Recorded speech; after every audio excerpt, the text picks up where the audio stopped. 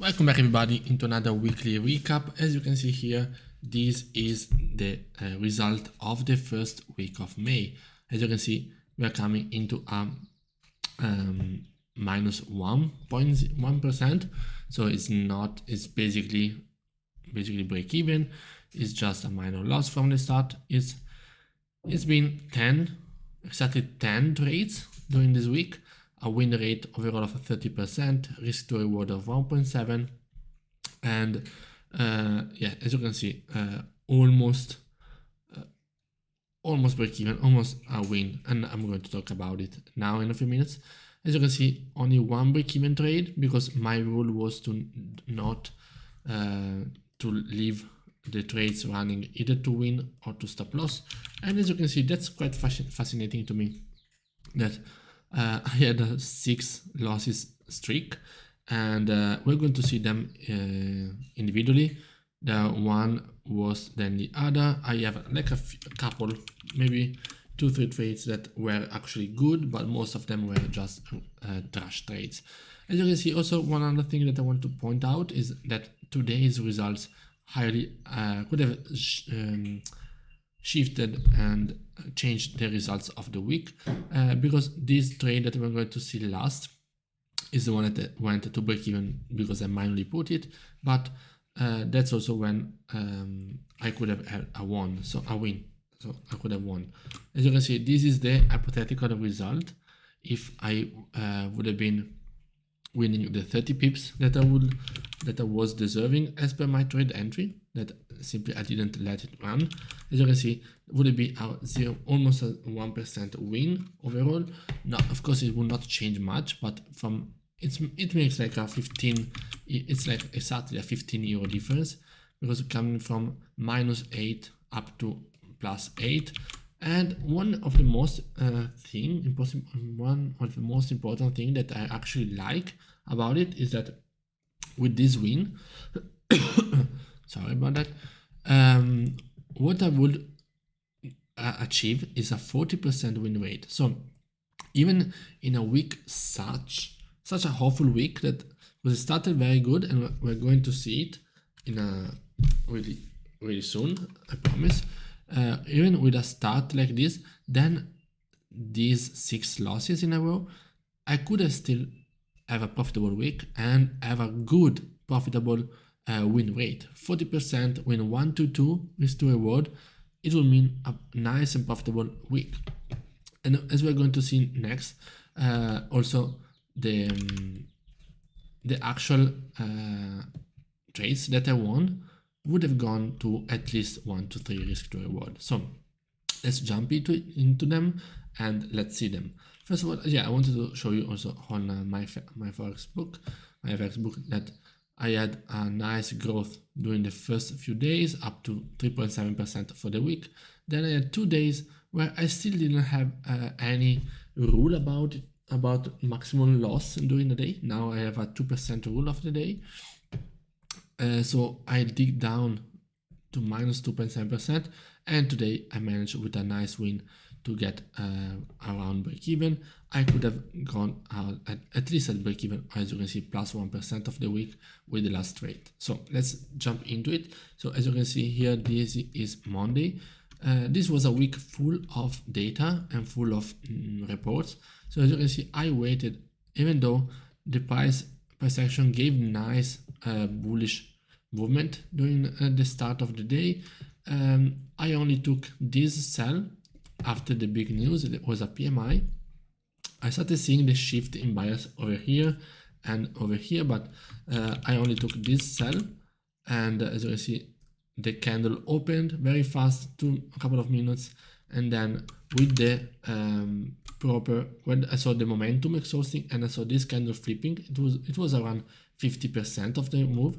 That's when I entered sells. That was the bias of the bearish move. So this entry, as you can see, from 1993 would go at least to 1986. It will go even further, I think, and that's where I could have got at least a 45 pips win. Then the next day, it's a win. Same thing, we have a bullish bias, bullish trend. As you can see, price is coming breaking out and retesting these previous highs, something that I reviewed a lot in the setup review videos. I entered over here, 30 pips in a few minutes, and I was out. As you can see, the same trade idea without coming back to break even or without taking any loss, without affecting in any sort of way the stop loss, went from 1997, 1996 point something up to 2003. So that will be 70 pips even. So that will be already instead of 30 and 30, it would be 45 and 45. At least would have been 3 to 1, 3 to 1 risk to reward. Now we are coming into a very nice day, the 3rd of May, which was Wednesday. Wednesday was full of a report and FOMC conference, press conference, decision, whatever. So with the ADP unemployment, ADP rate, I sort of wanted to replicate this trade. As you can see here, I saw the bearish move. The data was very good for the US dollar. So when I saw this retracement and this key level, that's where I took the first sell, and right after, that's where I took the second sell when the candle closed over there. So I took 2 trades in the span of less than 1 minute. It was like 6 seconds, because I took it, stopped out, and then as you can see, I took another one after I saw. Now this is more reasonable, I would say. This is saying, okay, this is like a 75% retracement. I am seeing a rejection. I entered when this candle was staying below the PPL. That's when I entered. Went like 16, 17 pips in profit. So without the break-even rule, I just had to let it run, and then the price went to and stopped me out. As you can see, we would go multiple times to like 20 pips, and the stop loss was a little bit unlucky, but didn't change the outcome of the trade. So as you can see, 3 losses, so it's like minus 3% in a span of a few seconds, a few minutes even, and this is during FOMC, so during the evening. So I had the FOMC, saw this bullish move, was the retracement to these previous lows. I didn't take it. The bias was too mixed, but when I saw that the price was possibly making a new higher low to a continuation bullish, that's when I entered my buys over there. So when I saw the reaction and rejection from the key level and these previous lows, as you can see, the price went at least 12, 15 pips, I would say. But anyway, without the break-even rule, then the price went to stop loss. So as you can see, 4 losses in a day. That's absolutely too much. And then next time, from this time, I will take only maximum 2 losses. So we're coming into Thursday. So Thursday, after the jobless claims, I missed this very nice entry. So we are moving very bearish after the jobless claims. I had multiple trade entries opportunities, but I missed all of them. So when I saw this price action, so with the price actually moving and staying below these lows, I could have entered over there, but I took the entry at the break and retest of the key level 2034. As you can see, the breakout is not really good. It's not showing any strength in the sellers right now. So even I anticipated like this or here, but this entry is not the best. I survived a pullback to these previous lows, and that's where I should have entered, because that's probably, I don't know, that's like a 75% retracement of the last bearish move, which is this one, the one that made a new lower low. So that's where I should have entered, and that would have been a win, because that's more than 30 pips. Yeah, 2035, 2032. Yeah, should have been 30 pips. But anyway, this one goes to 18 pips, and then the TP was below there, was below the 4-hour candle, so it was a little bit ambitious. Anyway, I get stopped out. Let me just take this, because it was nice. It was a nice thing. And yeah, then again you can see already the next loss coming in, which is this one. So I wanted to buy. So again, I saw this aggressive bullish move coming from the key level. I was expecting price to break above this level, these highs on the left hand side with volume and momentum with the New York Stock Exchange. Yeah, the idea was correct because eventually the price will continue bullish. The only thing is that I got very, very unlucky with my entry. Entry was too far away. If my entry would have been at this bearish candle close or this bullish candle, then my stop loss would have been safe. Instead, with my entry that was so far away from the PPL, was like 3 pips away from the PPL, my stop loss would have not have been it, and then would have gone to huge profits. As you can see here, would have gone to more than basically 100 pips from this level. So my idea was correct. It's just that I didn't. Again, you cannot see any strong breakout from this level. So that's not a real reason to take a trade. If you want to take breakout trades, break a retest, you have to, okay, you have this PSA, you need some consistency in that show you the breakout, strong breakout, and as you can see, this can be your entry at the retest, end of pullback, because you have this clean breakout that is showing you the strength of the sellers, and that's where you can take advantage of it, not at the first sign like here or the first sign like there. So that's a very, very bad trade. That's not, I would not like to take these trades anymore. So as you can see, let me just do a recap of this.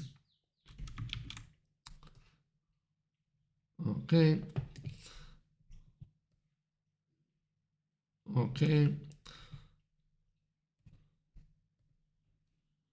So I would say that all these would be good entries, especially breaking below these lows and retesting them. Not, yes, and probably yes, and the retest of this level.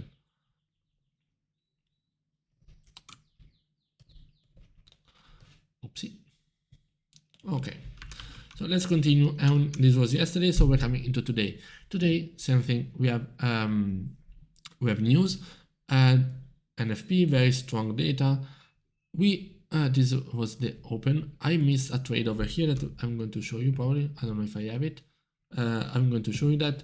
So my actual entry was when we have this strong bearish price action closing strongly below the key level. I saw this order block being created. So my entry was exactly over here when I saw this candle closing below, and the next one did a retest. As you can see, I entered on the retest of this level. So as you can see, it's a one candle retest, but due to the high volume that is coming into the chart due to the news, high impact news, that's where my trade entry was. As you can see, also this one was a win and would have gone more than 45 pips over there. Would have been, I think, a 60 or 50 or 60 pips. Then what as you can see, price still made a bearish wedge with lower highs being printed. I was not trading them, and yeah, that's when I took my entry, was after seeing that New York Stock Exchange opening respected this previous lower high. So I didn't take, I wanted to trade this entry. That would have been a clean sale down to my take profit. I was also seeing, yeah, it will go to 2020. Yeah, it will go to these previous lows.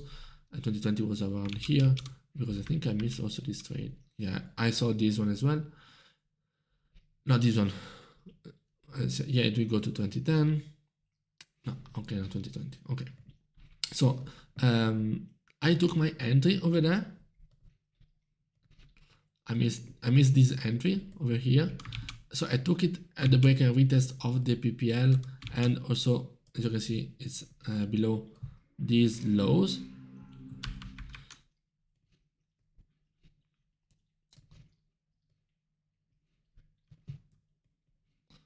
Okay, so I took it. It went 20 pips in profit over here, and that's when I got scared about this bounce, and I placed it at a break even. As you can see, price, yeah, was not really going straight down, but never even approached my stop loss. My stop loss was around here, 15 pips. Never approached it, never risked it. If I, instead of placing at break even, I would have placed it at like 12 pips, I would have been fine. And as you can see, price will go at least 50 pips, and it will go even more down to 2000. So it will go 70 pips. So that's when that's why I tell you that my trade ideas are very good for at least a 3-to-1 risk to reward strategy, and that's why I am always taking these always doing these reviews, this journaling. As you can see, I'm trying and I'm managing to take only in trend on the lower time frame entries, as you can see. So I am selling in a bearish lower time frame, buying in a bullish. I don't really care too much about the high time frame, even though most of the times it is matching. As you can see, multiple times the trend is matching. The only thing is that I have been rushing.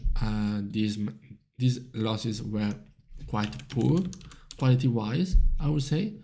Yeah.